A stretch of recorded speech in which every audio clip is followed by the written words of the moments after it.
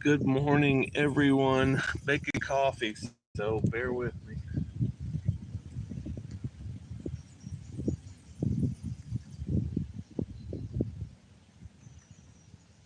Making coffee.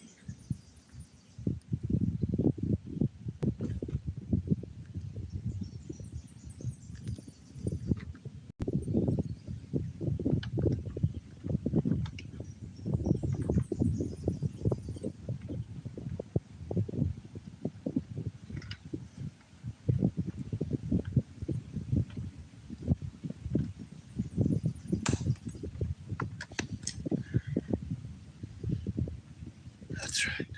Making coffee.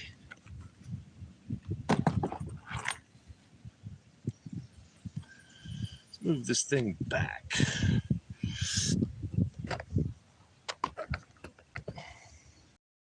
All right. All right. Making coffee. Making coffee at the stealth camp in Indiana.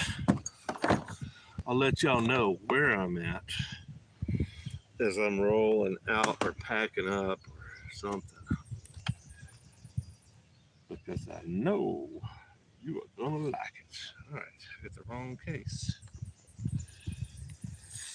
I thought about that. I thought, it's gotta be on the left side because I packed it up. All my hopes and dreams packed up in the wrong case.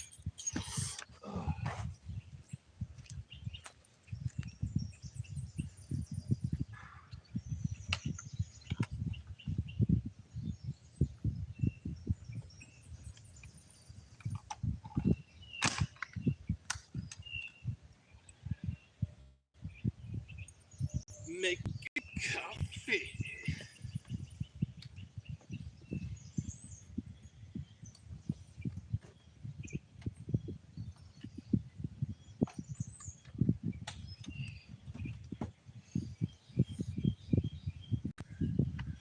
I think I'd be on the road 2 weeks. You know where everything was, but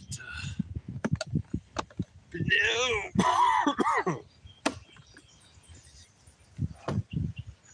Come on, baby. Come on, baby. Look. I think I must be getting close. Well, not just that. I think I must be figuring this out because everything's easy access. I didn't even have to take this box off. Oh, man, the flies and the gnats are troublesome. They're troublesome. Can tell you that they are troublesome. All right.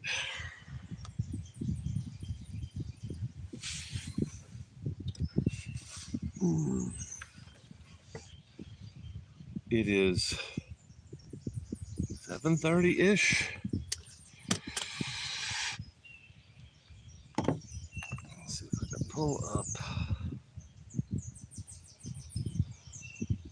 what's going on in the chat. So I can look at the phone and try to watch the chat on the phone. But I am not one of those children that have grown up with a phone in my hand. So that means I did not evolve with fingers small enough to hit those keys. It's an evolution thing. I didn't evolve with the ability to play with not just that, the screen, the chat disappears if you're not actively scrolling through it. And I don't like touching my camera all the time. So there's several reasons I don't like doing that. But that's why I have this other phone, this perfectly good phone that my carrier said, "No, you need a new phone." And I'm like, "Huh? Well, I don't understand. This phone works great." I said, "No, you need a new phone to be able to enjoy our new 5G. It's awesome. You can't get it without this new phone." I'm like, "Oh, okay." The If they'd have said, oh, 5G phone, it's going to cost you several $100 and it's going to work worse than the phone you've got, you should get one, I would have said, nah. The way they made it sound is like I didn't have a choice. That was their marketing. I have to upgrade, which knowing Visible, you kind of know that's kind of, they're just shit. Although their service is pretty rock solid. When it's working, it works great. We should tell you something. 4 people inside at before 8 o'clock in the morning. Wow. 8 people inside before 8 o'clock in the morning. That's just crazy to me. I figured I'd try this early morning live stream. I don't think I've ever done an early morning live stream before. Who all is in here? Is any of my regular viewers in here? Because usually when my regular viewers come in, they go, hey, John, what's going on, man?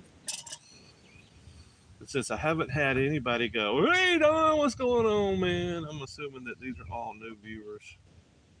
First-time viewers. If you don't know me, damn, I don't know how to light a stove. That's how you light it, apparently. It's very windy up here, as you can see.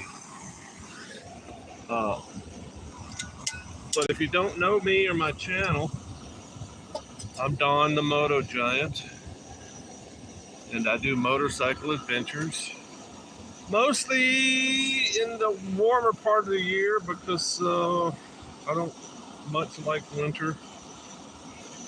So I don't much like summer, I don't much like winter, so I get on my motorcycle towards the summer and go until I can't go anymore. And typically I go up into the Rockies and explore and go where it's nicer.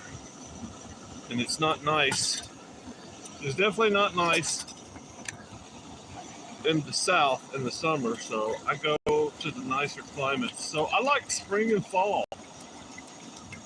So I go to those climates that I can find at altitude that remind me of spring and fall weather. And I do a lot of stealth camping. What's up, Matt? What's up, man? Matt's one of my regular viewers. He joined me last year several times. Matt joined me and Richard while we were on the TAT and camped with us several times.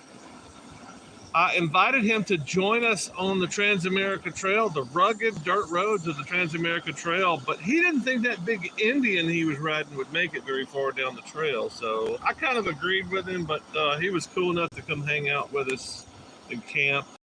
Last time we ate pizza and drank beer and told stories. Lies. We told lies at camp. Man, that was a beautiful camp spot. So Matt, I just included that camp spot again. I've got a video coming out Wednesday about campground, and that campground is included in that video because I think it's important that people understand that you can camp outside of a campground. I know it's a shocker, breaking news, but you can camp outside of a campground. Like right now, I am not on a campground. I am sitting at a picnic table. This is a lovely camp spot, but it's a stealth camp, as far as I can tell. And it's inside a park in Indiana that has a campground. And I was so tired yesterday, I saw a park. I was like, man, I could find someplace inside here to stealth camp. And I was going to go to the campground first, but I was so damn tired. I was like, man, I'm going to crash my bike. I'm so tired. I'm just going to go find me a stealth camp, hang my hammock, and go to sleep. And I think I probably had about an hour's worth of sun left to get everything constructed. The main thing is getting into my spot. Get into my spot, I can construct it. I can hang a hammock easily, and I don't know if y'all can see my hammock over there. Let's see.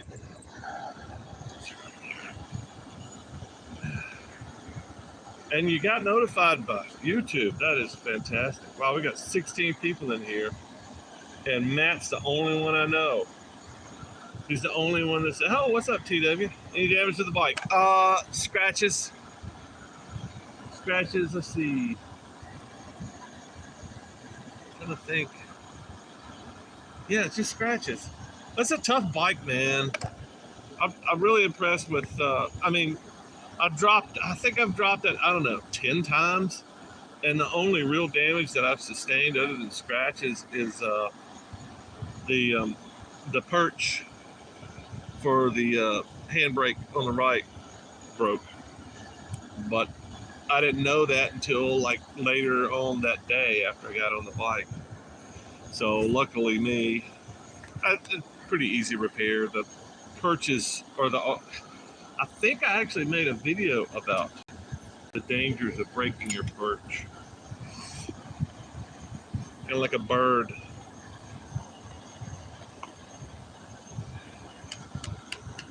What kind of coffee? It's a new coffee. It's not bad. House of Java. It says single origin Colombia, and then on the back it says 100% Arabica. But it's still good coffee. Good coffee. It's very strong, very flavorful coffee, not bitter. And I like my coffee black, so that's important.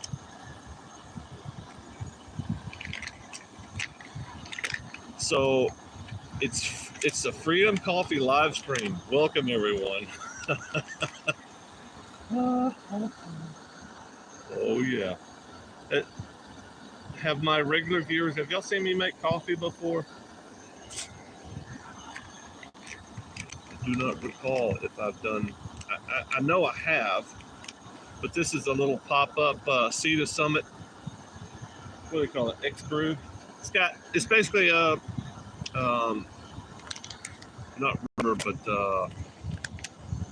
rubbery stuff. I haven't had my coffee yet, so I can't think. Not that the coffee always helps, but it's got a little screen in the bottom. You just put it on top, fill this cup up, and it kind of percolates through the things. It's kind of cool. It works great. You got the $80 set of crap that, you got your grinder. Oh man, I just love seeing these guys with all these gadgets to make coffee. And they sit around with their freshly ground coffee beans, and then into their French press, and they're just, the whole mechanical thing about it. They got to be, what do you call it? You go to church, and you go through all the things that the things that they do at church. I can't remember the name of the term they use. Not ceremony, but ritual. It's your coffee ritual. You got to go through your coffee ritual. I don't give a shit about ritual personally.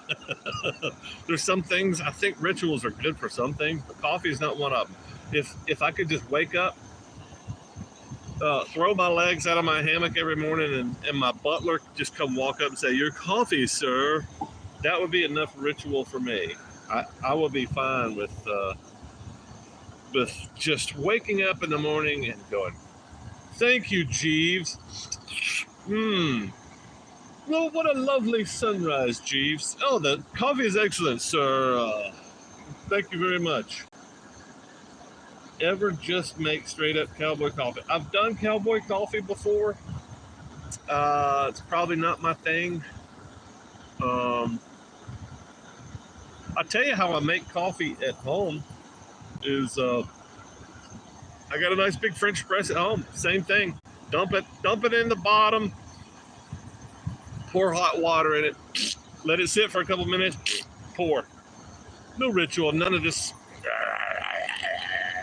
None of the None of the milk frothing, none of the noises, none of the swirly designs on the top of my coffee. I don't do any of that stuff. Good morning from Georgia, sitting in my chair, drinking my coffee, wishing I was doing it your way. Hey man, I'm having a great time. Glad you're here. Lamar Houston from Georgia. So I think my coffee's getting pretty close. So I've got this new kettle. I'm also carrying my old, not so much a kettle. I'm trying to do this without burning my arm. Yeah. Trust me, it looks almost just like this, except it doesn't have one of these or one of these. And I've been wanting a kettle because I see the guys hanging their kettle from their tripod, or just build a fire and throw in a big fat kettle in a fire. Problem is that big fat kettle, it's not gonna fit. It doesn't fit anywhere on my bike, and besides, I've already got stuff that I cook in that's that size or bigger. So what's up, Keith? How long does the gas canister last? With me, I'm lucky to get 2 weeks out of them because I make coffee every morning and I cook with them a good bit. So a week and a half to 2 weeks for me. And this is probably right on it. I started out with a half canister. No, I started out with a whole canister. The guys that make this also make that little burner, and that burner is a piece of shit. But I got a review coming up on these guys. I really like this titanium kettle. I really can't stand this burner. I like it that it's really compact and small, but it's burnt me twice. No, 3 times. I burnt myself picking the thing up because I thought I turned it off. This valve sucks. It's dangerous. So I'm going to give that a big no on the review and give this a big yes. In fact, the people that sent me this stuff sent me an email this morning. Hey, just wanted to see what the update was on the video and the review. And I was like, the event got canceled, but I've got video. I may just send him a link to this and go, man, this kettle works great.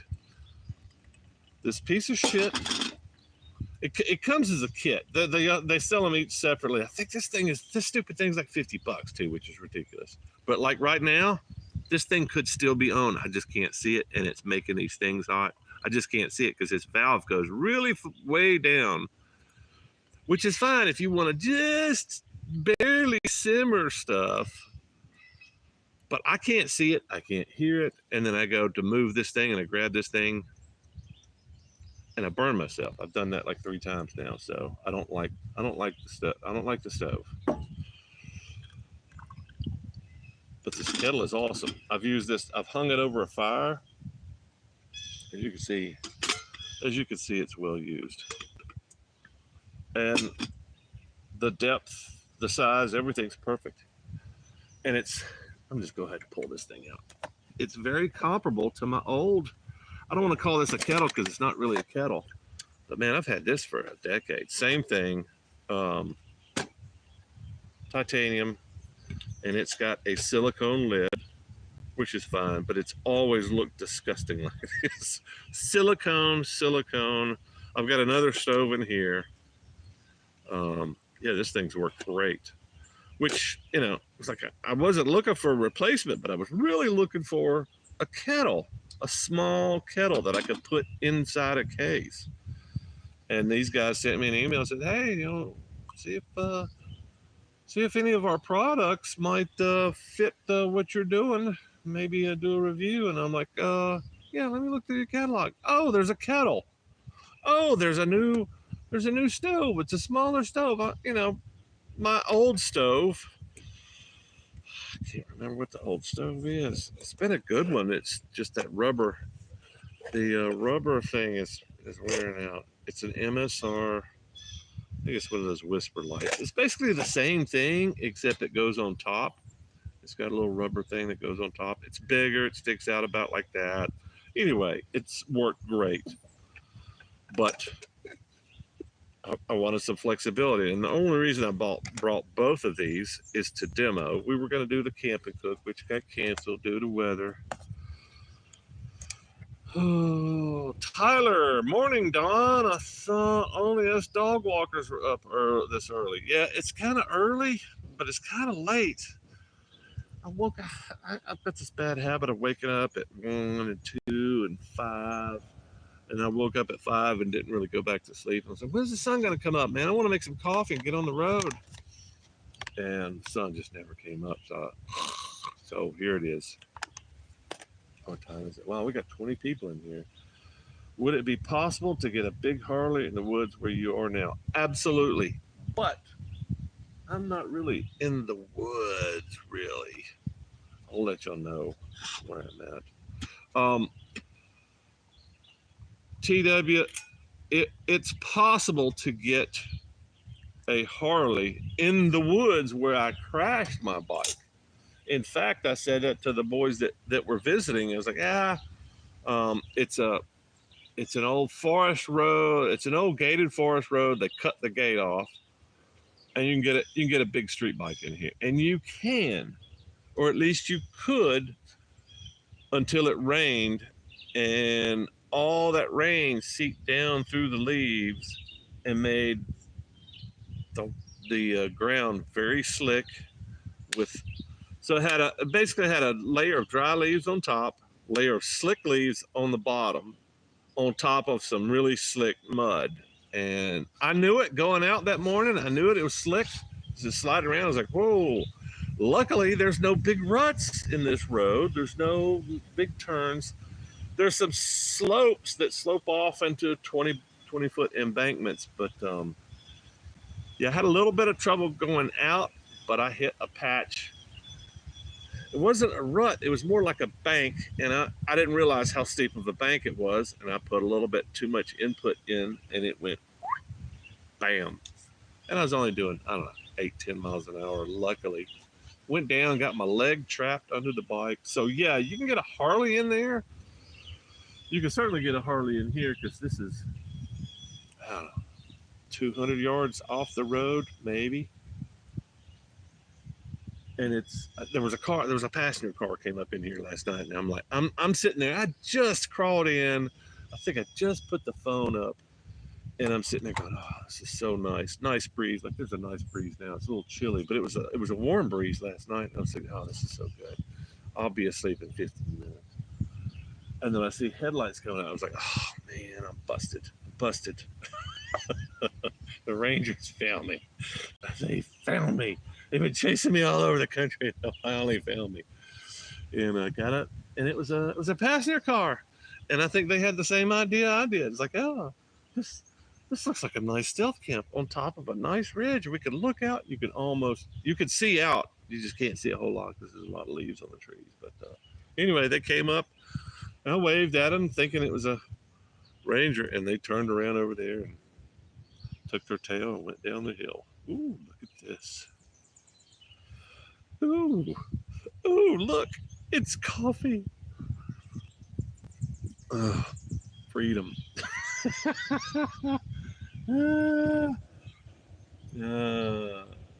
Yes, you can get a Harley up here easily. Morning, Harley into the woods for the win. Yes. So I'm working on an idea for a what's up, Richard? I'm working on an idea for big bikes in the woods, and big bikes, little bikes. The idea has been in my head for at least a decade. I've talked about it a lot, and I think I finally kind of come up with a way to express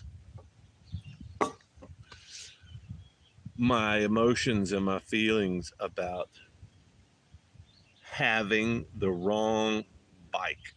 That's the big idea, having the wrong bike. So in other words,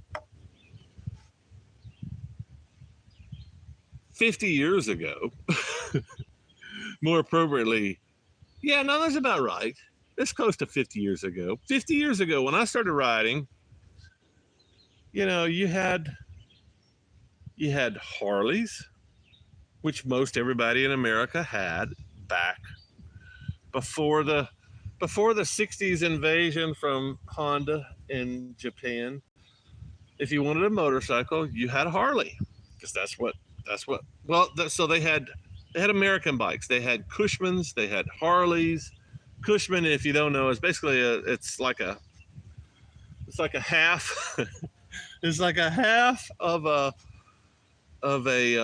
riding lawnmower. That's pretty accurate description. It's ugly, it's short, but it's accessible, and it's got a lawnmower engine. I think all pretty much had lawnmower engines in them.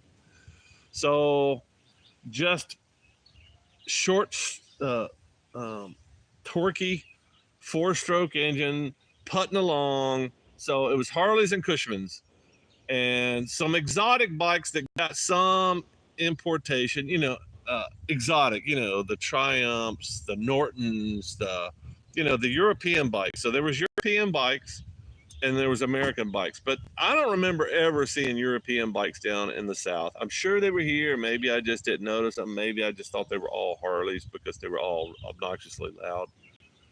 But that's what I remember growing up. Is it was basically Hondas and Harleys. So there was no adventure bike. There was no dual sport bike, even though they made that. That was my first motorcycle, was a dual sport. My first motorcycle that I purchased with my money was a KL 250. It was a dual sport. Although they didn't call them dual sports, it was a motorcycle. It was a motorcycle. You could put knobby tires on it, had turn signals. So I had all my adventures when I was a boy growing up on this little KL 250, and I took it everywhere, and I loved that bike. But as I grew older, I started finding myself on larger bikes, still feeling that need to take the bike up in the woods, and I did. And I've always had, it seemed like, the wrong bike. But I love the idea of the wrong bike because I love seeing people taking the wrong bike out into the woods. So that big bagger, that big Harley, that big, that thing shouldn't be up here because this is not pavement. There's gravel at the bottom, there's dirt up here. You shouldn't bring that thing up here, Richard. You should never take a big Harley out in the woods, Richard. So I've loved that idea of people taking the wrong bike out into places where it shouldn't be. And that doesn't have to be a big bike. It can be a small bike. A really good example is Keith taking that monkey across country. Wait a minute, 150cc motorcycle that's made for children. He's got it loaded down. He's pulling a trailer and he's driving it across country. That's the wrong bike. You can't do that, Keith. Richard, you can't take Harleys out in the woods, man. You can't. It's the wrong bike. You should know better. And I've always loved that idea. I've always loved the idea of people being on the wrong bike and doing the wrong things on them. And yeah, and this is also coming from the guy that thinks that you should have a motorcycle for every day of the week. Every color, every specialty. I almost bought a trials bike, which you can't do anything other than go really slow over obstacles. You can't ride it for long distances because there's no seat. So the guy that thinks every man should have a different motorcycle for every day of the week, for every need, for every fashion, for every event, color matching, all that stuff. I'm also the same guy that really loves the fact that you're riding down the road and you see this hill up there and you're like, man, I'm on my Goldwing, but man, I think I could probably make it. If I just gave it enough throttle, I could get up there and see what's on top of that hill. Maybe there's a place for me to stealth camp.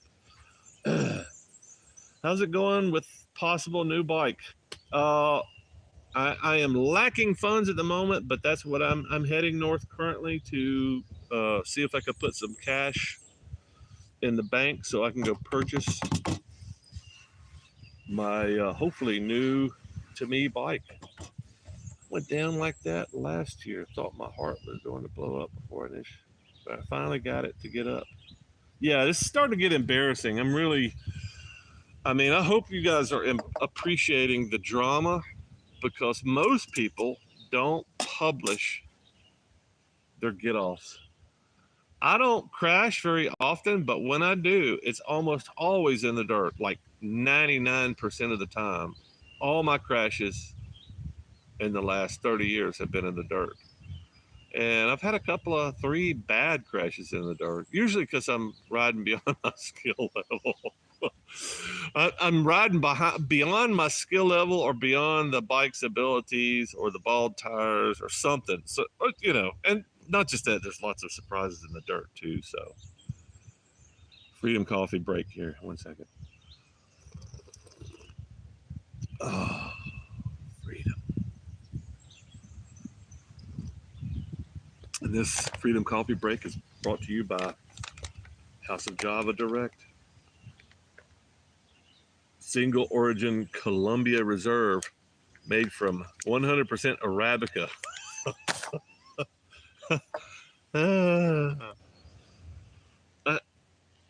I'm only this silly in the mornings when I'm tired and sleepy or when I've been drinking. So guess which one it is today. One of my first bait. 100cc Italian built Harley. Yeah. You had the what the hell do they call those things? The manufacturer? I'm trying to say Renfro, but that's not right. Yeah, those are kind of interesting bikes. Harley branded Italian. Oh, shit, I can't think of the name of it. You'll come up with a name, I know you will. Yeah, they do that. They do that nowadays, too. Like KTM's got Indian. Well, I think, isn't BMW making some of their smaller machines in India now too? Pakistan, India, China, they're all getting in on the manufacturing thing. It's like, what happened to Austria? Why don't they build motorcycles in Austria anymore? We know how uptight and anal those Germans are about precision and tolerances. And can I get something built in a country where they don't build things with a hammer?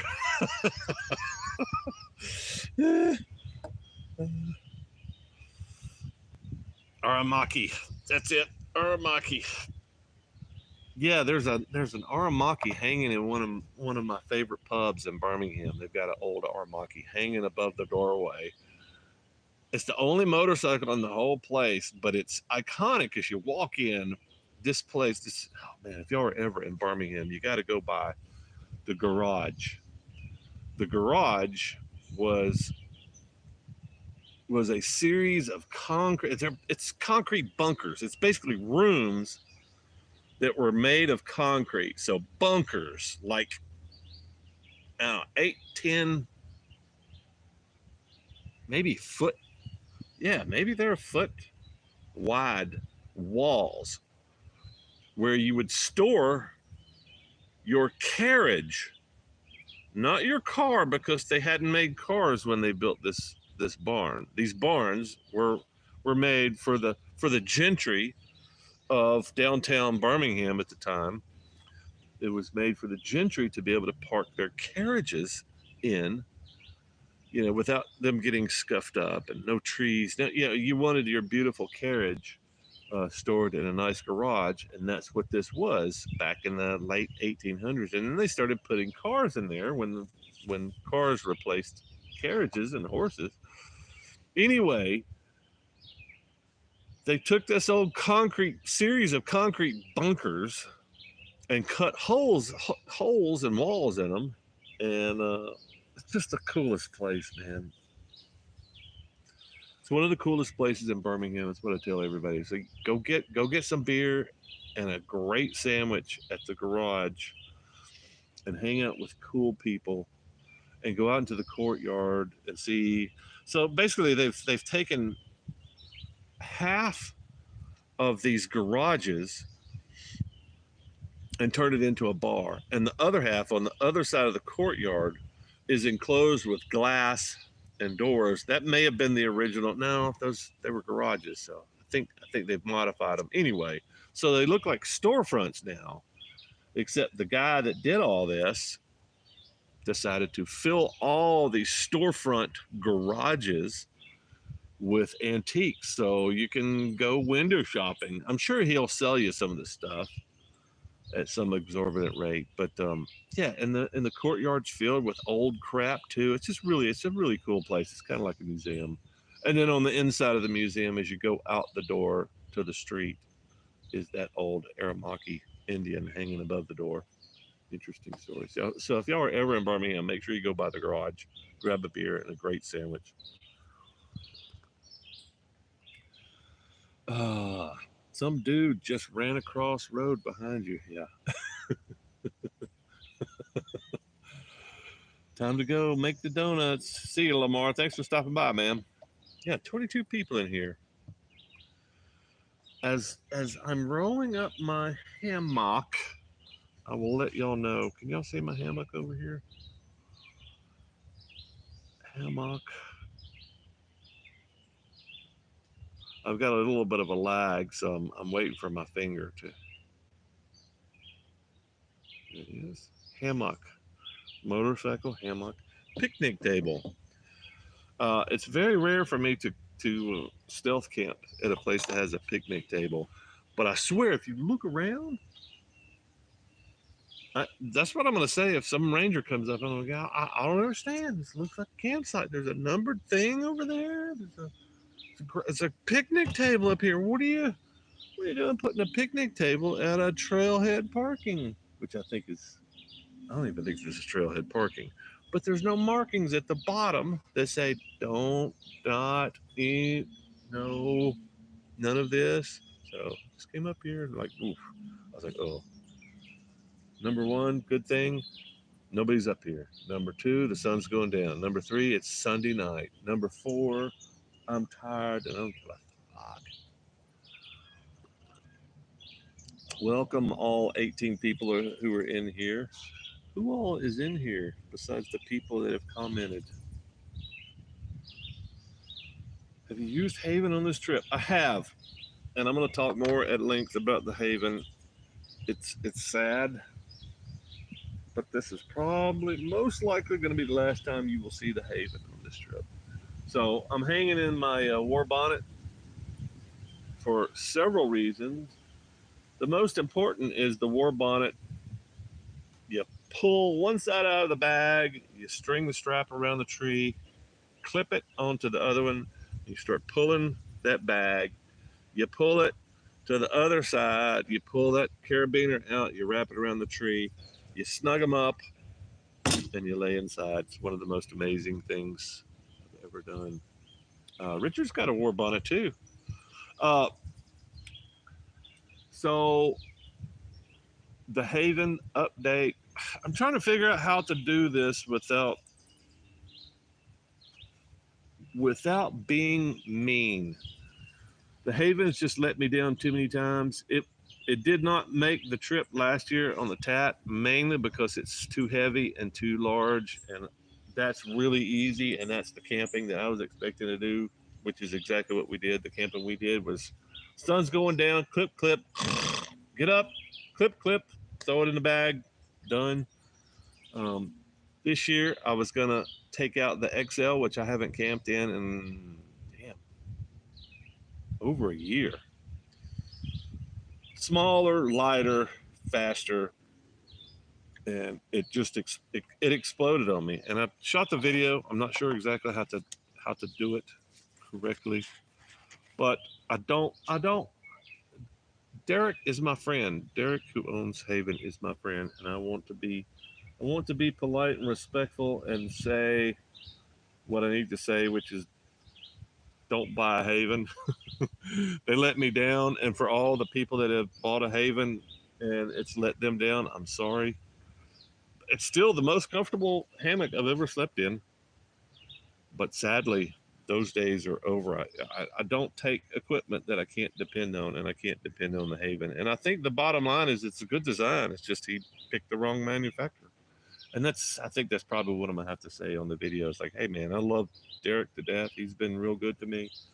I stayed at his damn dad's place last time I went through Salt Lake. I stayed at his dad's place, and then I stayed at his other dad's or his dad's other place in Oregon the last time I went through, and it was fantastic. His dad's really cool. I finally got to meet his dad. Anyway, very cool dude. Um, it's a cool product. It's just poorly made, and I hope he gets that stuff addressed. I would love to come out and go, man, finally they've got a product that I can rely on. I would love to do that. But I think in addition, I think to meet my needs, it's probably going to have to be something a little bit lighter like that. And I'm not sure if they're going to be able to do lightweight and durable. I just don't know if that's going to be possible. I don't know if that answers your question, TW. I'm uneasy about the story I'm going to have to tell because I really want to tell the story because it's it's my reputation. I'm the guy that's out there going, man, Haven's great, and when the Haven is not great, and it took me a while, but then the story started coming in about the fails, and they are replicating the problems that I had, and to hear that. Well, Gary gave up on his, I don't know, months ago, and it's basically as soon as Gary did, I stopped promoting it. I stopped putting links to it. I took down the videos promoting it because I didn't want to be the guy that was going, Haven, we love you, when they're snapping, they're breaking in half, and that's kind of what happened to me. Considering a Haven till everyone started talking about their serious, yeah, they got some serious problems. The number one problem that I've had is the mattress, the air mattress. It's the failure rate is, I mean, in the beginning, I was thinking, okay, maybe I'm too fat. Maybe it's not rated for 300 pounds. Maybe this. Maybe I sat on something. I punched a hole in it. But consistently, the first Haven that I got, I never left the house with it before it started leaking. So I was like, I got a leak and I can't find the leak. Well, apparently the liner, the thing that seals the thing up, so it's basically a nylon bag, right? And I think they're all like nylon, all air mattresses, air pads are nylon. So you got a nylon material that's sewn or glued together. So you got basically two things that look like that, and you sew them together or glue them together. Well, on the inside, you got to have something that keeps the air from seeping out those nylon seams. So they put some kind of a seal, some kind of a rubberized something on the inside. I think that's the entire problem. And I think as long as you don't roll it up, that thing's fine. But it's not just a Haven. It's every stinking blow-up pillow I've ever had. Spend 40, 50 bucks on a blow-up pillow and it lasts me 2 weeks. I don't do blow-up pillows anymore. It's a joke. So the same thing is going on with the Haven, and it seems like every live stream I wind up talking about the Haven because I think people are interested. Maybe people are having the same problems that I've been having. I don't know. But I think that's the other thing. I'm getting so many questions because I think people are still going, "Oh, you still liking that Haven?" And I'm like, no, I need to make a video and go, "Hey, I'm not the Haven guy anymore. I'm not the Haven guy. Maybe one day again, but man, I don't know." He sent, so since I had problems with the AirPad, I think he sent me 4 more. That should tell you something. 4 more, and one of them was a prototype, and the prototype lasted the longest. I think it lasted a couple of months, but still it started leaking, and I think they all leak starting 2-3 weeks after you get them. You roll them up 2 or 3 weeks. You're rolling them up every night or every second, third night. I think that fractures that little liner. But if you think about it, I would think that most people are not going to live in their hammock like I do. So most people might go 2 or 3 years, get beyond that warranty period, and go, "Oh man, well, I got 2 or 3 years use out of it." No, you didn't. You got 2 or 3 weeks use out of it.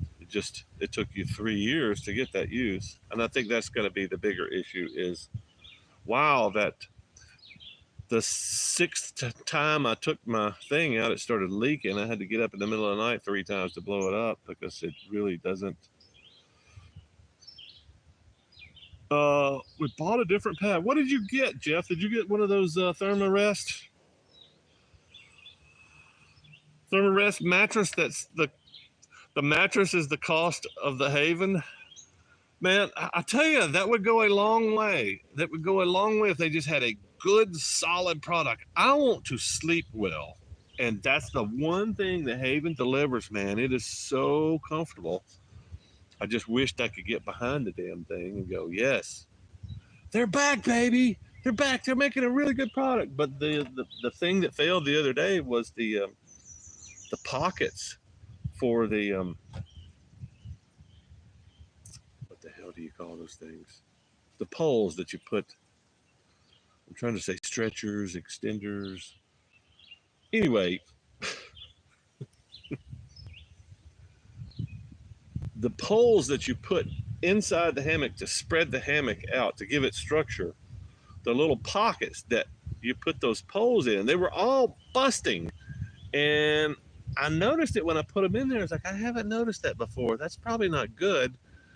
And the first time I set it up this trip, bam, one of those poles fired out of the hole like a bolt gun.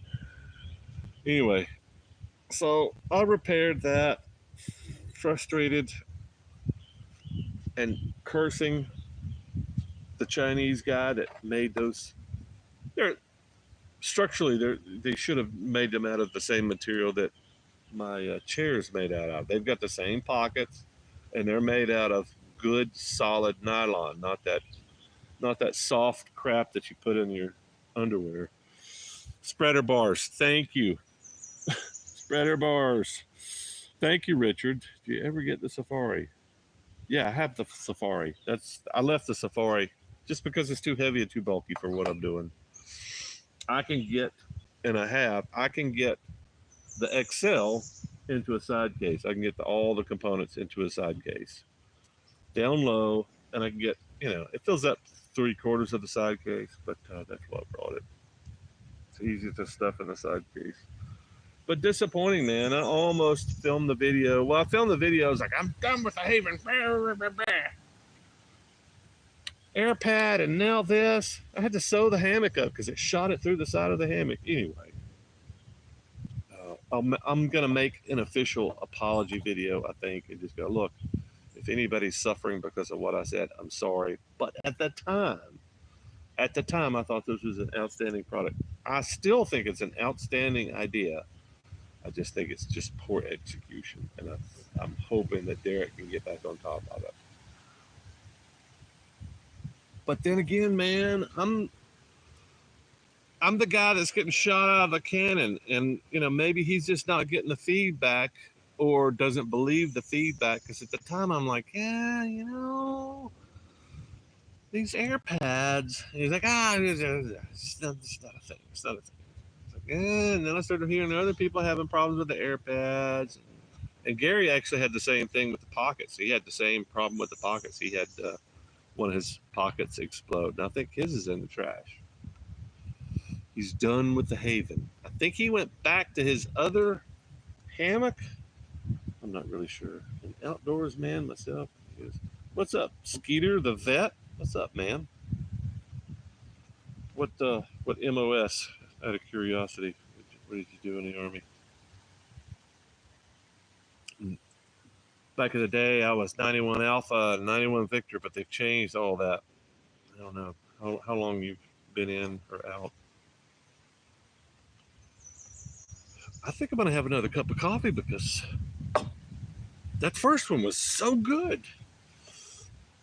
If I can just get it lit. It's been breezy up here all night. I say breezy because I think it's a perfect breeze. It was warm last night. It's a little chilly this morning. It's in the 60s.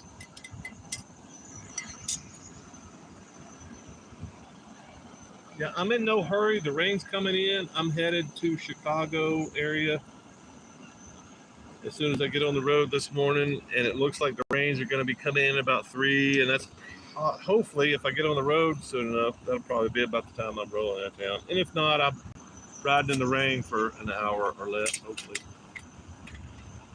Beep. All right, all right. Just get this out of the wind, mostly out of the wind.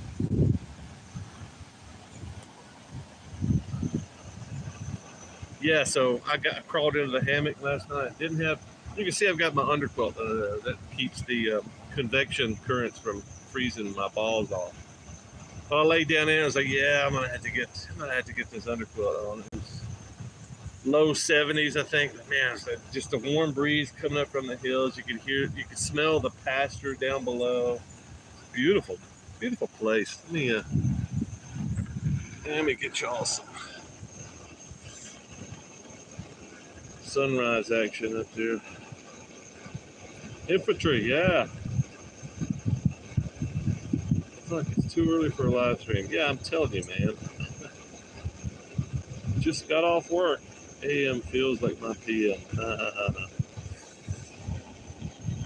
Yeah, it was an amazing sunset last night and an amazing sunrise this morning, but most of the sunrise is gone. Got a little bit still coming through the trees. While we're doing the water, let's walk around camp a little bit. Oh, probably going to be a little bit shaky because live stream. Oh, yeah, somebody was asking about damage. Scratches. I think I got a little scratch on the crankcase. The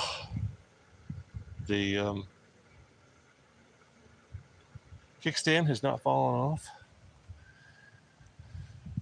And there's someone's dirty tissues or paper. I think those are paper towels, but I'm afraid to pick them up because nobody can tell me that somebody didn't wipe their ass with them. It doesn't look like ass wiping paper towels, but I don't know. But yeah, what I wanted to show you is the underquilt, which all you people that are going to go out and buy war bonnets now, because I'm like, war bonnet. I love these things. And Richard's got one too, I think, still. But very comfortable, but it's still an ASIM hammock. So it's not like a bed. It's more like a hammock, but almost lay flat.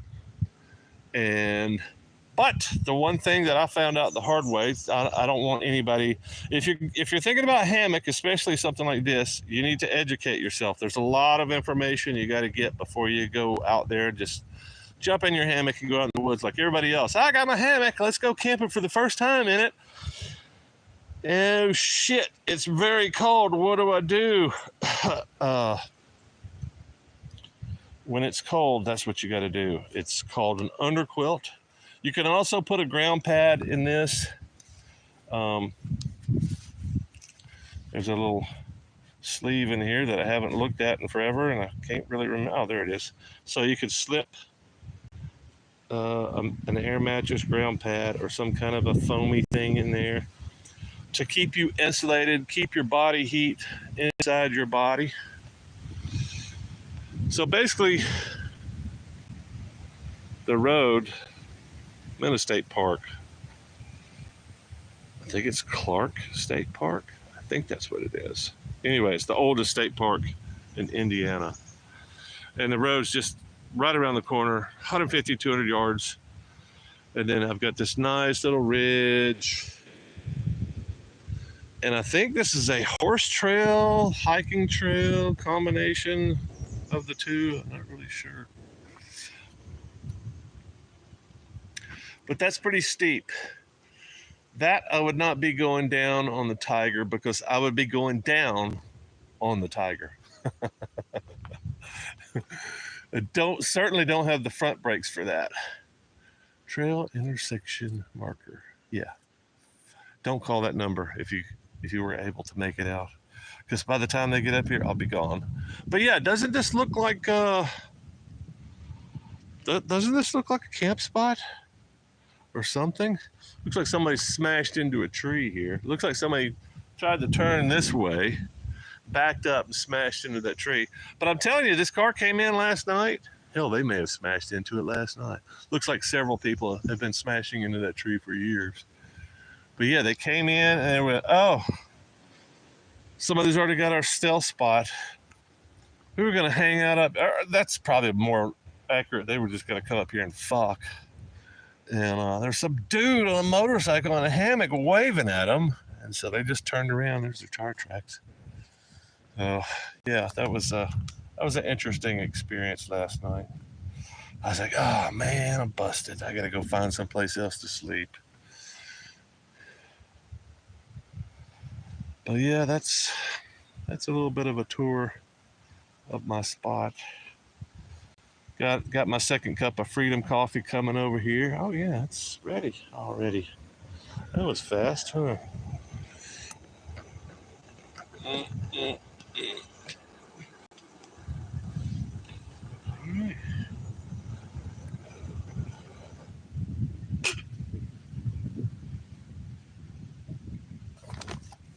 Usually I keep the same grounds in that I had before and just freshen them up with a little bit of new, fresh, unwashed addition.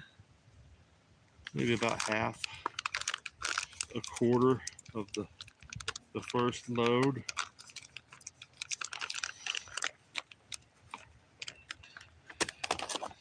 And then just pour. Gotta watch the angle on this lid because sometimes it'll fall off. Ooh. Oh, isn't that sexy? Oh, baby. Isn't that sexy? Check this out. I mean, it looks just like Freedom, doesn't it? It smells just like Freedom, too.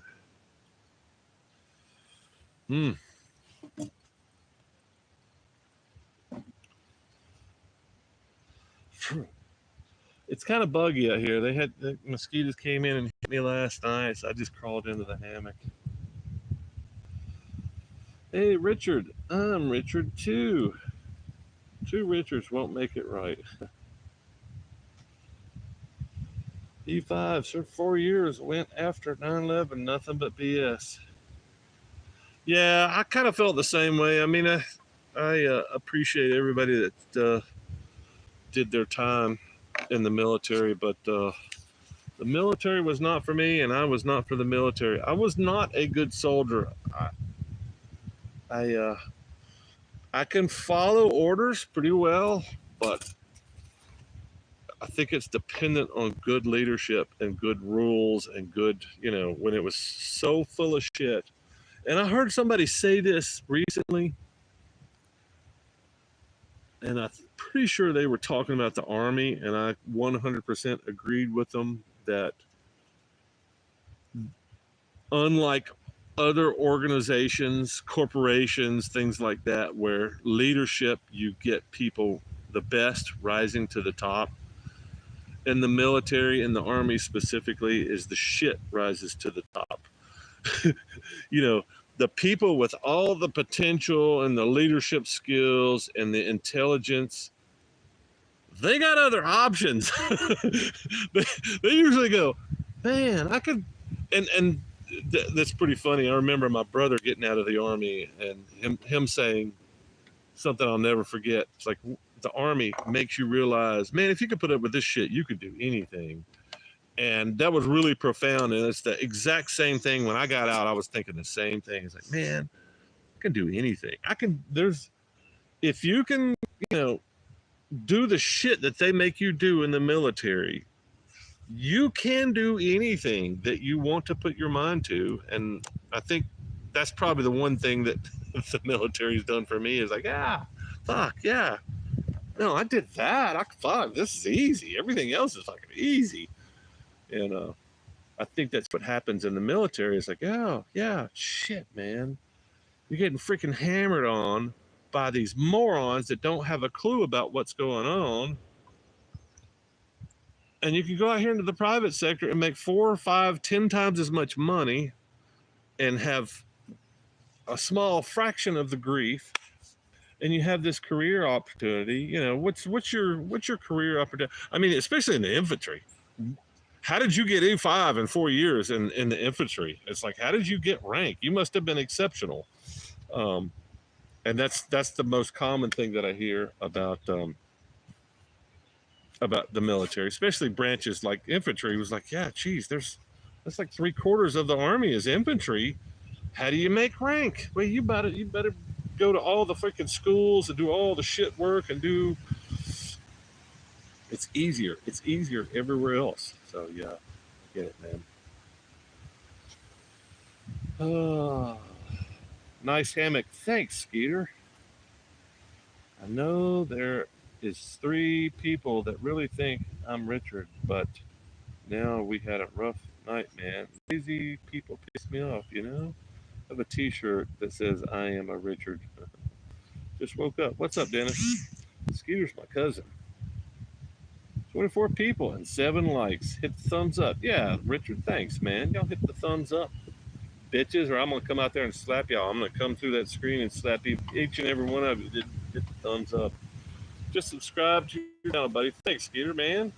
Hoping to do some fun shit here. So I got all the stuff that that you haven't seen. I've been trying to do some daily stuff every day to let y'all know what I'm up to kind of create interest for what I'm doing.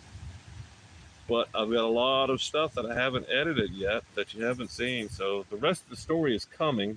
It's going to be a few days. So today I'm headed north to Chicago area to help my buddy Keith out and put some cash in my pocket. Maybe go buy me one of them cool motorcycles that are easier to pick up. And then maybe if I could sell the Tiger. So yeah, it's going to be one or the other. Either I'm going to make enough money to buy this motorcycle, or I'm going to sell this Tiger and be able to ride the motorcycle after I buy it. Or I'm just going to be sitting at home with a motorcycle on the coffee table, spinning around, going, man, this thing would be awesome if I could just put gas in it. Which is a really good possibility. I don't know. I think I could probably sell that Tiger for a low enough price. Somebody's going to go, that's a stupid price. I'll buy that. Or more likely, they're going to go, that's a stupid price. Why is he selling it so cheap? I don't want that piece of shit. Yeah, that's more likely. Oh, shit. Now. P.A. Wild Boys. Is that the name of your channel, Skeeter? I don't know what that means. My whole family been in the military. My grandfather is. Yeah, it sucks, man. Grandfather. I'm guessing, is that World War II, Korea? I don't know how old you are, so I can't gauge. I'm guessing that's grandfather. For me, my grandfather would have been in World War II. Yeah, that was a mess, man. Wars are messy, and people lose loved ones, and sometimes you never find out what happened to them. Probably buried on a battlefield somewhere. I mean, I'm kind of shocked. I mean, it makes a lot of sense where, you know, it's a meat grinder and everybody's out in the middle of a field getting shelled and run over by tanks, and that to me it makes sense. But how do you lose small units in places like Vietnam? How do you lose people? I guess it's the same way. You're getting ambushed and you're running for your life, and your buddy's down in the jungle and you're just trying to keep from getting shot, and he's over there somewhere, and the enemy won't let you get back to recover his body, and you know, recovering his body might cost 3 or 4 lives. So Vietnam, yeah. Indiana. I am in the southern part of Indiana. I'm actually south of Indianapolis. Just came in. I've probably been in Indiana less than an hour, I'm thinking, when I found this campground. I just got on the interstate, man. I was like, I'm tired. I can't find a good route to get me north. and the good route. And unlike most people, I am not afraid of interstates, especially on a big bike. I just get on, listen to a podcast, listen to some music, and just get on. And that's what I did yesterday, and that's probably what I'm going to do today. Just get on. And a lot of people are interstate suck, unless you're going somewhere. Unless you're going somewhere, interstates are pretty good. The one thing that I hate more than interstates is traffic lights. So, in fact, coming here, I didn't have this position in mind, but coming here from basically where I got on the interstate, the second place I got on the interstate. It was 2 hours by interstate or 4 hours every other way, 4+ hours. So I'm thinking back roads, traffic lights, slow people, and I'm like, this is not the most interesting. Well, that was in Kentucky. So Kentucky by that point, still pretty, but it flattened out. Man, if y'all haven't been to Eastern Kentucky, my God, that place is amazing. I just did the Red River Gorge yesterday. Too many people, but it was a Sunday, so I guess acceptable. Anyway, Eastern Kentucky is amazing. It's really hard to tell the difference between Eastern Kentucky and North Carolina, and I love North Carolina. And I knew they had all this special goodness up here, and I've been meaning to get back up here for a while and ride to Eastern Kentucky, and I'm glad I finally did. That was fantastic, and I'll come back up here next year, definitely, on my way out. I forget how awesome some parts of the South are, just because I live in the muggy South with very low hills. I mean, we got nice stuff in Alabama, and I'm sure there's some nice places in Mississippi too. The Trans-American Trail, that was impressive. I didn't expect to have any decent riding in Mississippi on the Trans-American Trail, but Richard's still in here. You can tell everybody. I mean, that was some pretty decent riding in Mississippi, right? Like the northern part of Mississippi, maybe, as we were riding through. It was interesting. It was a whole lot better than I thought it was going to be. A whole lot better. So I've had this thing a week. Who's asking me that question? I've had this canister a week, and it's probably half full. Cooking coffee every morning, 2 cups, of course. I think I've probably cooked 3 or 4 meals on this. So that's about right. Might last me 2 weeks, but typically I figure a week and a half. If I'm going anywhere deep, I'll get a couple of canisters, or I'll just plan on making a lot of fires, which happens a lot. Fire maple, tiniest stove on planet Earth. If you're not careful, it'll burn the shit out of you and burn up all your fuel in the same thing. Yeah, you let that sit for a couple of hours, you can lose most of your fuel. While it's sitting there just barely burning. Just enough to burn your fingers. But their kettle is nice. Very nice. I don't really think it's that hard to make this stuff. I think you just stamp it out. You stamp it out, and that's probably... That's not stamped. That's... I don't know. Y'all tell me how to make this stuff. I don't know. I think that is, what do you call it? Spot welded. It looks like it's just from the outside. Spot weld, or whatever. Not tack weld. It's the little things where you put it in a holder and you push hard and apply current. It's how they build cars. But I'm not sure how they made this because that is not apparent. This looks like 3 pieces. It looks like this main thing, this outer thing, and this little plate on the inside. I don't know if y'all can see that. Anyway. Firebox doesn't run out of fuel. Oh, snap! Firebox does not run out of fuel unless you're cooking, and then it absolutely does. If you're cooking, you're like, stirring my shit. It's like, where's my fire? Oh, where's my sticks? Oh, I gotta panic and stuff some sticks in there. Help me, Jesus. Help me. Firebox. Yeah, that was you that brought that fire. I was wondering. Yes, you brought the firebox. Out the middle of no, was that your firebox, wasn't it? No, we had a Swedish torch the first time we met, right? We built a Swedish torch, and then I think you had a firebox. Yeah, I don't know. I still love the idea of the firebox. I still love the idea. Too bad it doesn't work. Kind of like the Haven hammock. I love the idea of it. I love the idea of it. If I could just get a new one before every trip. If I could just get a new one every 2 weeks while I'm on the road, that way I wouldn't have to worry about the old one tearing up. Freedom coffee, folks. Freedom to camp where you damn well please.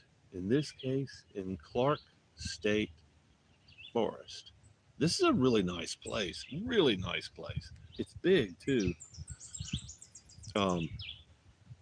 Yeah, this is maybe one of the nicest and largest state parks I've ever been to, and it's the oldest. I think I saw 1803.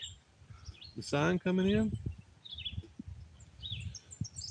North Arkansas is good riding. Yeah, there's a lot of good riding in the mountains of. What would you say, Richard? I would say northeastern Arkansas, but I think it's probably, I don't know, half the state. And there's big mountains in North Arkansas. There's big mountains in Arkansas. So where the mountains are and the roads are. If you want to know where the roads are that you haven't been to, even in your state, all you have to do is go on Google Maps, look at your state, and pull up terrain. So when you go to Google Maps, you got the standard color, which is like green and white and blue and stuff like that, which looks like a regular printed road map. And then you've got layers. Go click on the layers at the bottom of the map, and you can pull up terrain, and you can pull up satellite. And pull up terrain, and you can see the actual mountains coming out of the. It looks like a relief map, not a terrain map like you typically see a map with grooves and elevations. It doesn't really have that, but it's got features like a relief map, and it looks like you could touch it. Find the roads that go around the ridges. Find the roads that go along the rivers, and then go hit those roads. If you want to find good riding anywhere you're going, that's the way I've always done it. And not just that, that's the way I find my good camping too. It's like, I want to camp down by a river. I want to camp on a ridge. I want to go look at the terrain layer on Google Maps wherever you're going. It's like, I want to go to North Arkansas where all those good roads are. Find the mountains. Find the mountains and the roads that go across them, and you will find the good riding. Good night from Indonesia, brother. Thanks for coming on, Angi. I think that's how you, Angi. Thanks for visiting, man. Thanks for saying hey, too. Once you're clear out in the Delta, it's always nice. Don't sleep on the east. Don't sleep on East Oklahoma. Oh, yeah. We had a pretty good time in our little stealth spot in that outside of that cornfield. When are you heading down to North Florida, South Georgia? Never, Joe. Sorry, man. Never. When are you heading out of that area? When are you heading out of that comfort zone that you're stuck there? I'd say the only thing in South Georgia I'm really interested in is even close is Savannah. I like Savannah. I've got a place. I think we've talked about this before, Joe Blow. Um, I mean, obviously you're down in that area. I can't really see myself there. It's just so flat and buggy and swampy. Why would I go? Interest me. Convince me I need to go to your area. Convince me. You got 5 minutes to convince me. We have this, and this, and I want to show you these 5 things. Please come down here and hang out with me. That's how you sell me. That's how you sell me. I've got all these things down here that you don't have where you're at. It's gonna be a hard trick, man. It's gonna be a hard trick, brother. Got swamps. Got swamps in South Georgia. Woo! No, there's so I've got a place in Ebro up above Panama City. So that's North Florida, and I know what's down there. I get down there occasionally. Probably not gonna have that too much longer, so I probably need to get down there and get some of my crap out of there. I got a sailboat down there, and I got scuba diving gear down there. So yeah, I probably need to go rescue that stuff before that place gets sold. Know where you're at. You'll zip through Columbus. Check out some of the art in that town. 30 minutes east of Columbus. Columbus, Ohio? I'm in Indiana. Come to Omaha. We have big tornadoes. I've been to Omaha. You have a wizard that lives there, man. I'm sorry, not a wizard. That's a movie. You have an oracle. You have an oracle. I like your oracle there. I like the Omaha Oracle. That guy's pretty cool.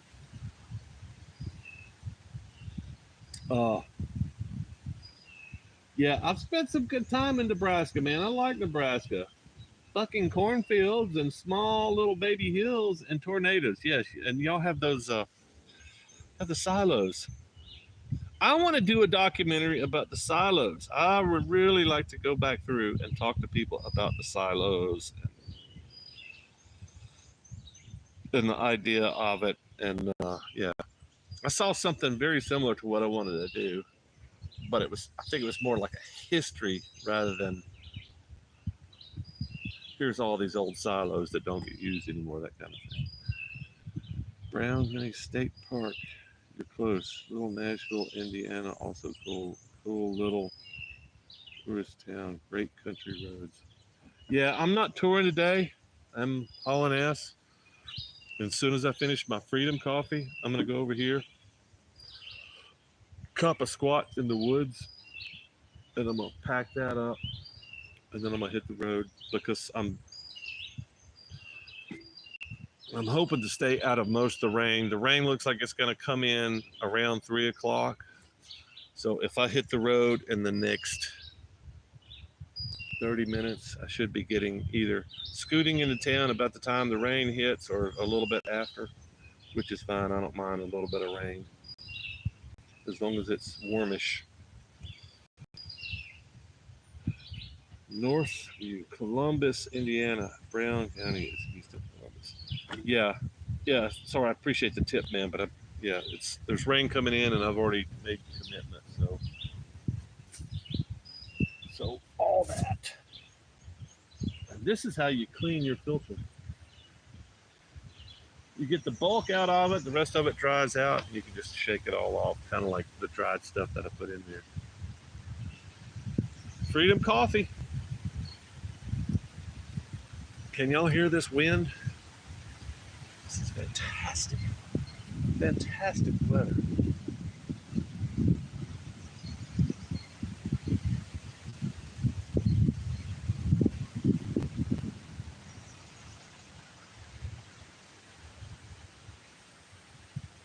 Y'all really should be out, man. Y'all should be getting out or thinking about getting out. Whatever. That's always my question in my mind is, does anybody have plans? Have y'all got plans yet? What's everybody doing? What's everybody doing this summer? Next few weeks, are y'all getting out? Is anybody going out doing anything? Thanks for sharing. I'm learning before I go. Good luck on your travels, Frank. If you're going to do motorcycle camping, number one tip: put your gear up in your backyard.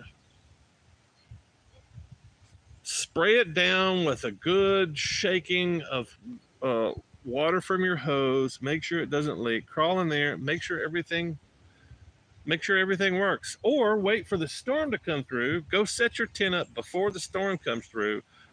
Sit out there in your tent and go to sleep in it, or your hammock or whatever.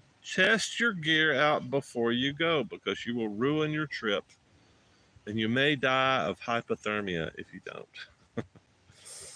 Have a backup. Love watching you on YouTube. Rarely do I hit you on a live feed, though. Yeah, my live feeds are kind of hit and miss. I try to do them on Sunday nights. I wanted to do one last night, but I was so damn tired. I was just beat. Hitting Elegante State Park, maybe run down Blue Ridge a little. I don't know Elegante. I don't know that. Yeah, I'm glad you're interested in the Blue Ridge. I'm trying to get people interested in these weird roads. And I don't want to say the Blue Ridge is weird, but people don't think of that as a destination or a ride. It's 460 miles of freaking fantastic roads. Just don't go on the weekends. It's fantastic. And not just that, the camping is all around it.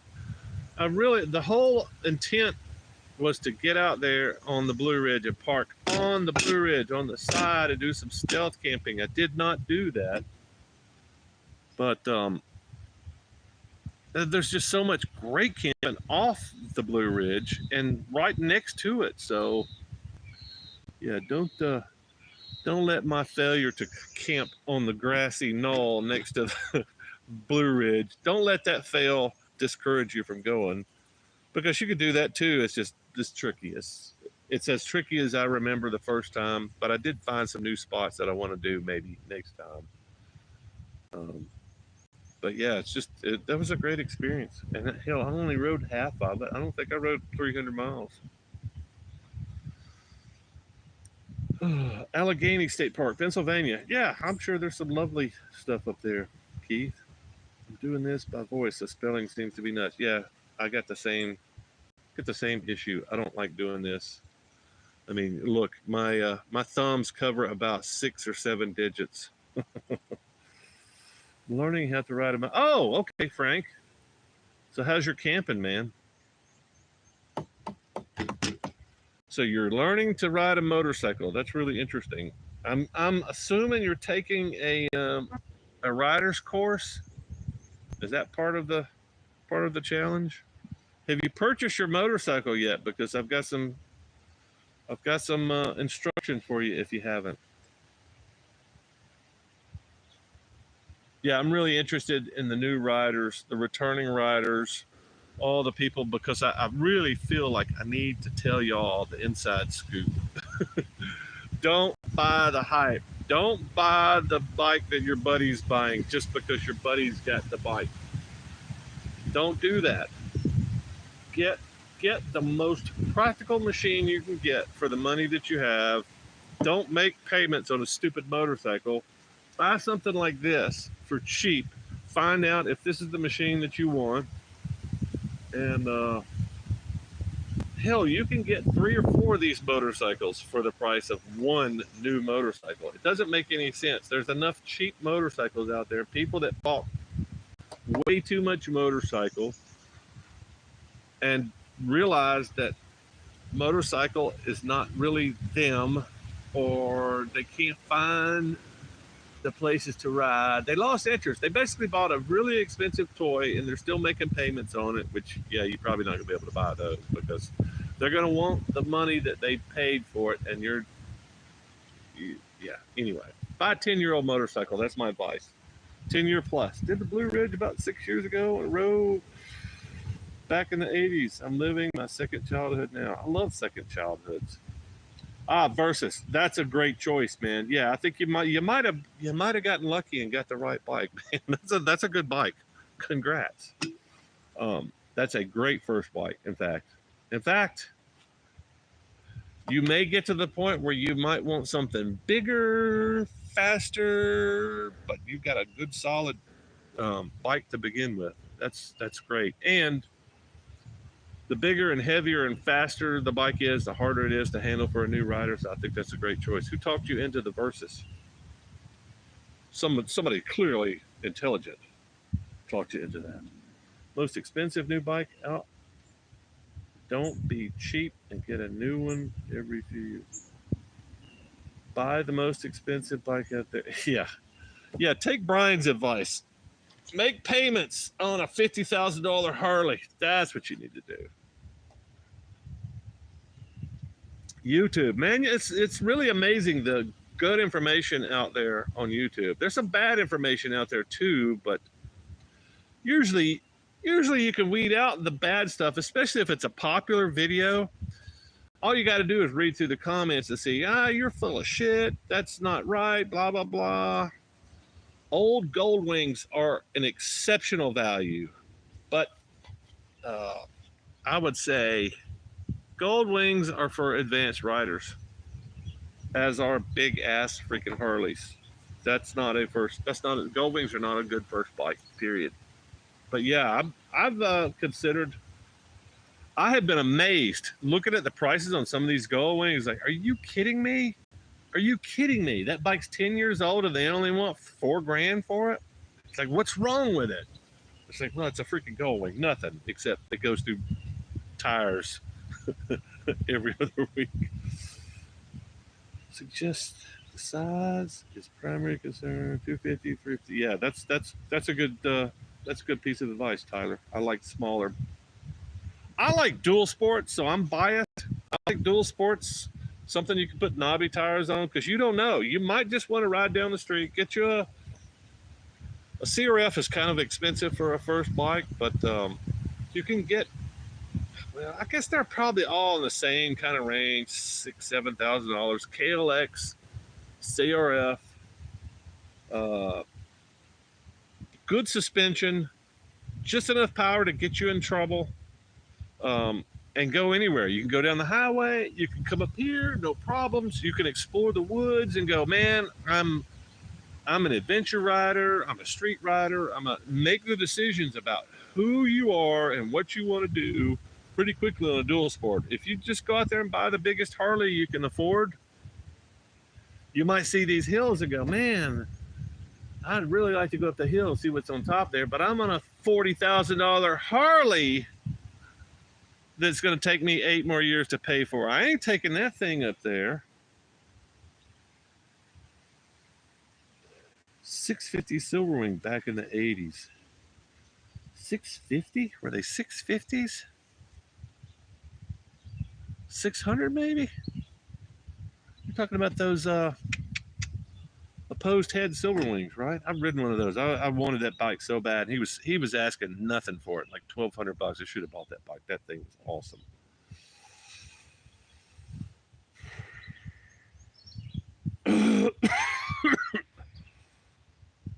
I'm retired and have plenty of time. Oh yeah, well, cool, man. Just be careful and do drills. If you'll look on my channel, I've got a lot of how-tos, how to improve your skills. Some look for the Gymkhana playlist. GYMKHANA videos. And I tell you, there's another guy out there, Moto Jitsu. He's pretty good. He tells you how to ride better. Anything where you can go out into a parking lot and spend 15-20 minutes once a week and just improve your skills is really a smart way to keep you from putting your bike in a ditch. I'm so tired of people telling me to buy a Harley. I'll never be able to afford one. I'm really happy with my $5,000 B-Star Cruisers.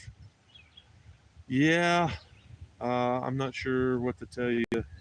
Yeah, so if you're riding around on a Japanese cruiser, you're gonna get that. You're always gonna get that. You need to get you a Harley and be like me. That's just that's Harley marketing, man. That shit started in the 80s, back when Harley was about to go under. And they put all their dealers through training going, we got to save the company. We got to sell some Harleys. What you got to do is you got to attack these Japanese bikes. They're the worst. Buy American or you're not American. You're a commie bastard and you got to do this. And it's called FUD.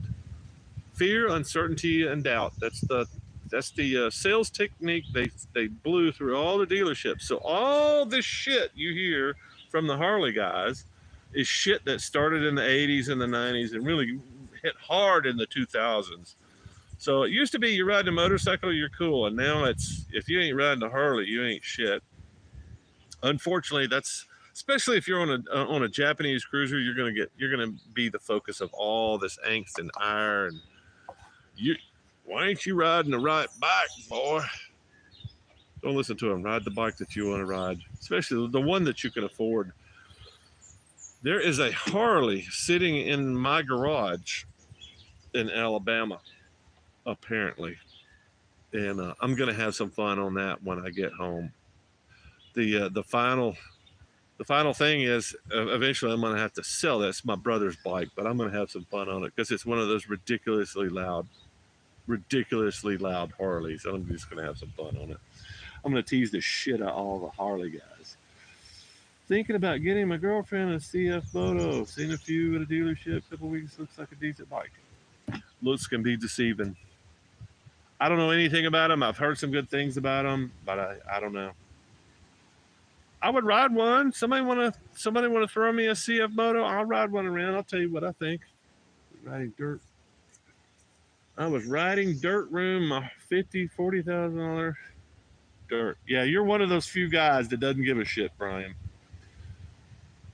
Thanks for the advice. Started on the 650, had 1100 go, 15, ultra classic, 85,000 miles.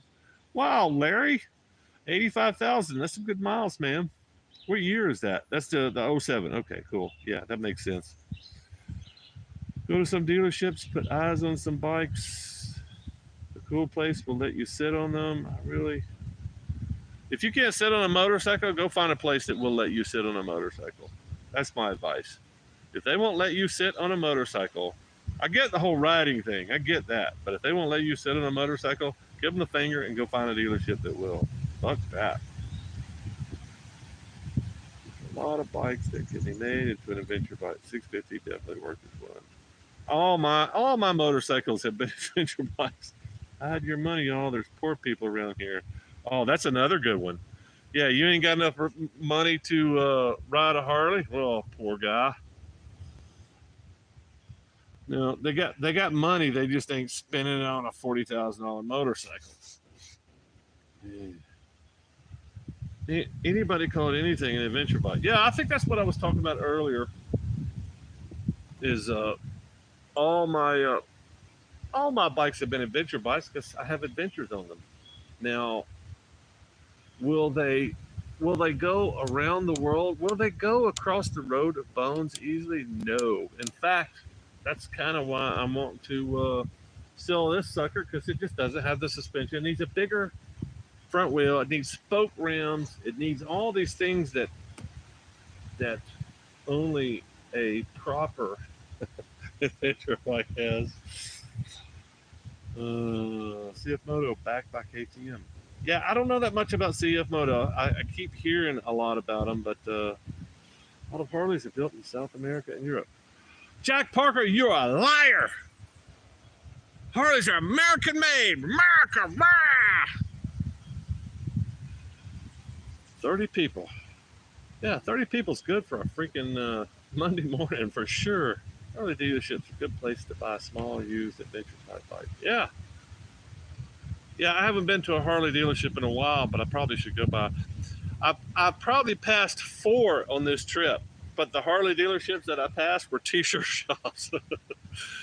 That's my favorite. Oh, you gotta Did you buy your motorcycle from Teleco Plains Harley? No, but I got this T-shirt. They don't have motorcycles there.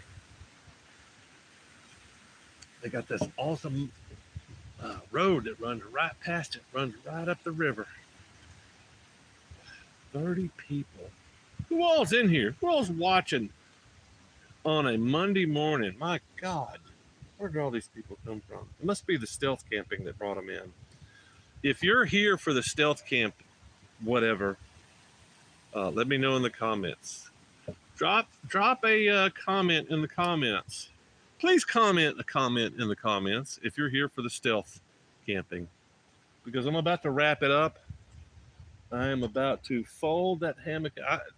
All I got taken out, this is going to be a quick pack up, because all I got is this and that hammock. So that the sleeping bag goes into a stuff sack. The underquilt goes into that bag that's on the back of the bike. This stuff goes back into this container. Pop, pop, clip, clip, clip. So it's probably going to take me less than 20 minutes to pack up and get on the road. I'm here for the memories. I'm all for still. Matt is here for the memories. Matt, how about that asshole that woke us up at that campground above Moab with the jackhammer in his trailer? 5:30. The sun has not even come up, and the guy's out there. You motherfucker! I'm gonna kill you, you motherfucker! I'm working on my my impression of what's Goodfellas. What's this guy? You motherfucker! Mosquitoes.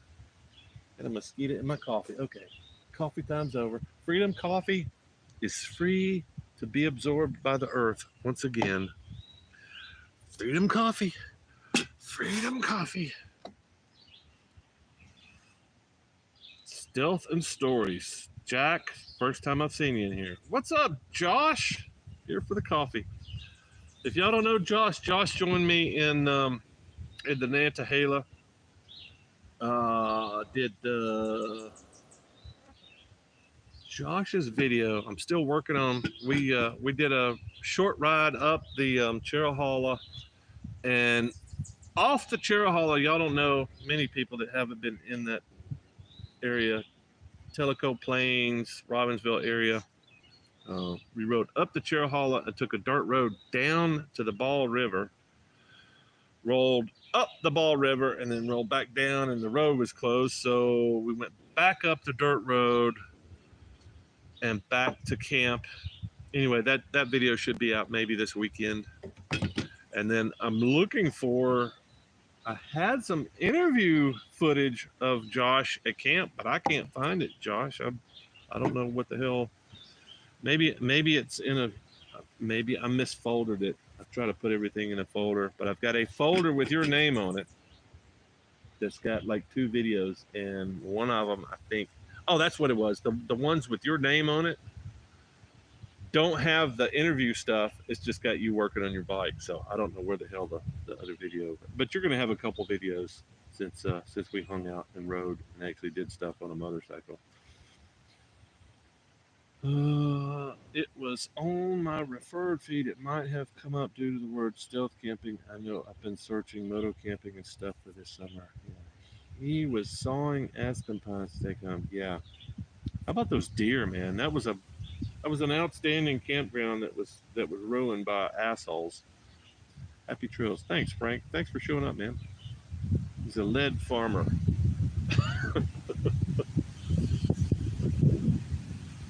Still haven't washed my bike. Well, good, man. Don't wash that fucker. Keep riding it. You spend time washing, gets in the way of riding. At least that's what I've always found. And why would you wash something that you're about to get dirty anyway? I've never really understood that part of it. And I've always teased, that's one of my big teases is why are you washing your bike when you should be out riding it? What? You clearly got your priorities screwed up. You're washing your bike to go ride it, Are you trying to impress your friends at how clean you keep your bike?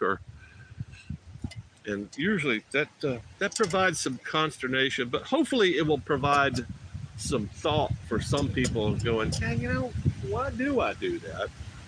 It's clearly for other people. You don't wash your bike for yourself. Nobody washes their bike to go, ooh, I want to look at myself in the mirror as I'm riding past some showroom.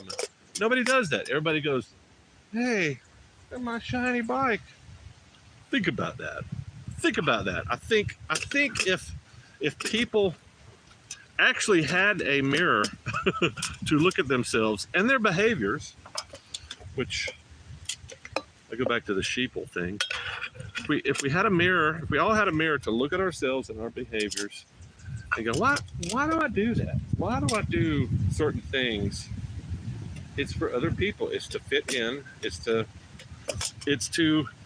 be part of the what do you call it? It's not a herd of sheep. It's a something of sheep. Sheeple. If you think about it, we do so much of human behavior is based on the flock. What the flock is doing. The flock tells me I got to do this. I got to wash my bike. What are you doing? Showed up to the pasture on a dirty motorcycle. Why are you out here with the rest of us clean sheep out here on your dirty motorcycle? Clearly you rode that yesterday. Why haven't you washed it? No, I'm sorry. Clearly you rode that last year.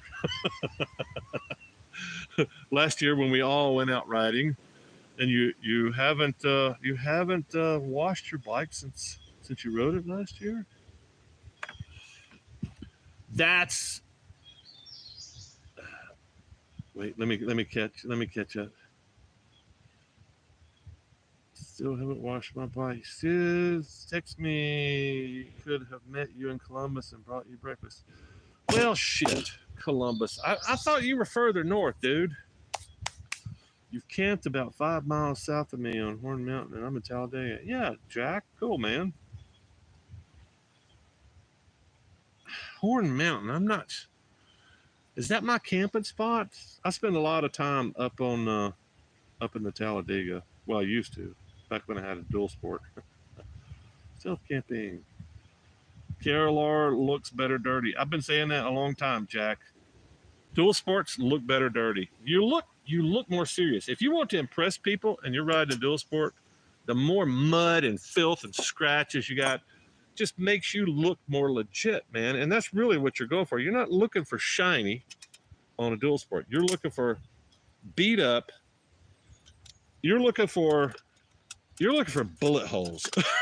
That's what I'm looking for. When I see somebody's shiny dual sport outside the cafe, I'm like, what a poser. Where has he been? There's not one single scratch on this thing. This thing's never been off-road. Oh, and it's worse. You got a fully capable off-road machine with street tires on it.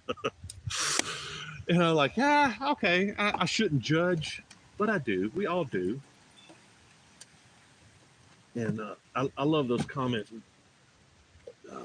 Blah, blah, blah, don't judge people. Like, that's what we all do. We're all humans. We all judge. That's part of our humanity. And if you think you're not, you're fooling yourselves because you're not fooling me. Wow, that all fit in there, kind of. Looks like it anyway. Oh my, look at that. Oh my gosh, look at this. Look at that. It's ready to go. Okay, so let me catch up on the rest of these chats. I met that guy, the dragon, Mr. Superwash, Super Douche. We didn't get along, shocker. You met that guy? Keep my bikes very clean for me, but get out on dirt roads. Brian, dude, I can't fault you, man. You got a pretty bike. You do stupid shit on your bike. Wash your bike. I don't care. I mean, I think it's much cooler though seeing somebody on an awesome bike that's covered in filth and dirt. Lucas Slick Mist is cheap. Jack P. Well, of course it does. Does it cheap look cool, clean? I say nay, sir. That's exactly what I say. dirty bikes, dirty cars, especially the stuff, you know it's being ridden. If it's filthy, you know it's being ridden.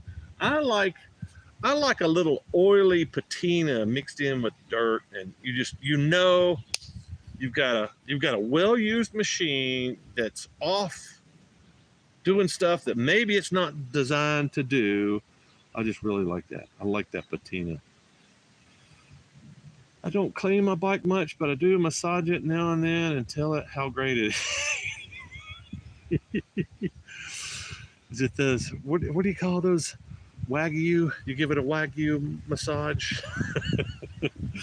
Brewer Auction Service, Indiana, Kentucky. Welcome to Indiana. Old ADV guys would buy your dinner if you weren't in the witness protection program. Yeah, how about that shit? Clean dual sports are like BMWs, ready for Starbucks. It's hard to argue with that. Putting new tires on mine today. No street tires. Just a random guy. Sorry for the confusion. I'm out. Got to go make money for future adventures. Yeah, Josh. See you later, man. Keep the chain clean. I'm going to argue about keeping your chain clean. In fact, let's talk about that real quick. I think somebody made a video about that recently, about those chain brushes. All right, here's going to be some controversy. Cleaning your chain. Why do you clean your chain? Especially if you're riding in the dirt, you're going to get dirt on your chain. Hopefully it'll get slung off. Seeing dirt on the side of your chain where it's not rubbing against anything, I don't think there's any problem with that. There may be a case to get your O-rings clear of dirt, but if you think about the purpose of O-rings, the O-rings is to keep your lubrication inside your rollers. So if you fuck with those with a brush or a pressure washer or whatever, you're going to destroy those O-rings, and more than likely you're going to get dirt inside those rollers and destroy your chain faster. So my advice is don't fuck with your chain. There's no reason to clean your chain. That's my advice. But if you want to clean the outsides, not touching the O-rings, I don't know that there's a brush to do that. I think most of the brushes that I've seen you're supposed to just sit there, I guess, spray it down with something to get the dirt. I mean, it's kind of like washing your tires, if you think about it. Washing your tires, keeping the dirt off your tires, and immediately, as soon as your tires touch the ground again, they're going to have dirt on them. So I think it's the same thing. Dirty. If it's dirty, then it usually can put in the work. What's a chain? Good question, Matt. I tell you, man, I don't miss oiling my chain on that RT. I love being able to just get on that thing and put gas in it and not worry about maintaining anything except the fuel level. I really like that. And I got to tell you, shaft drive, belt drive even. Belt drives fail, but usually you get pretty good mileage out of those too.